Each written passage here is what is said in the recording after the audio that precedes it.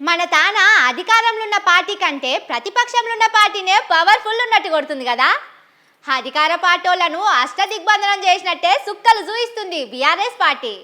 త్రిశూల వ్యూహం లెక్క అధికార పార్టీని 3 చెర్ల నీళ్లు తాగిస్తాంటే అటు దిక్కు నుంచి ఒక్కలంటే ఒక్కలు కూడా ప్రతిపక్షానికి కౌంటర్ ఇచ్చి ధీటుగా ఎదుర్కొనేటోళ్ళే కనపడతలేరు. ఓ దిక్కు కేసీఆర్ సారు, ఇంకో దిక్కు కేటీఆర్ సారు, ఇంకో దిక్కు హరీష్ రావు సారు, ఇంకో దిక్కు కారు పార్టీ సోషల్ మీడియా, ఇట్లా 4 దిక్కుల నుంచి అధికార పార్టీలకు సుక్కలు చూపిస్తుండ్రు ప్రతిపక్ష పోళ్ళు.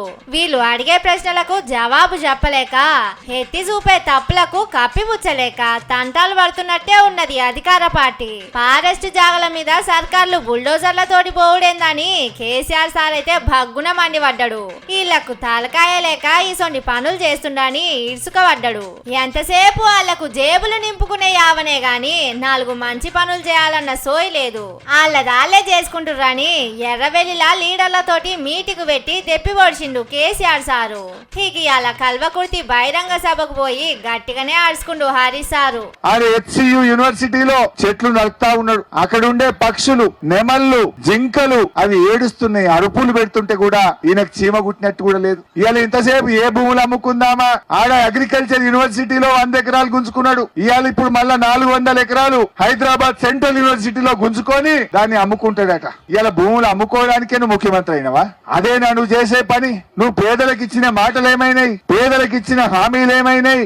ఒకసారన్నా రా ఏదైనా ఊర్లకు. బందిపోట్ల లెక్క యూనివర్సిటీ మీద పడుతుండ్రు. ఫార్మసిటీ అని 14,000 ఎకరాలు గుంజుకుండ్రు.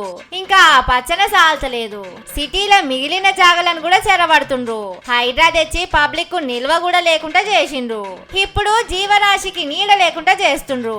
కూలగొట్టుడు, పడగొట్టుడు తప్ప నిలబెట్టుడు వీళ్లకు తెలవదని అనుకొచ్చిండు. అటు కేటీఆర్ సార్ కూడా మేము వచ్చినాక భూములు వాపస్ తీసుకుంటామని వార్నింగ్ ఇచ్చిండు.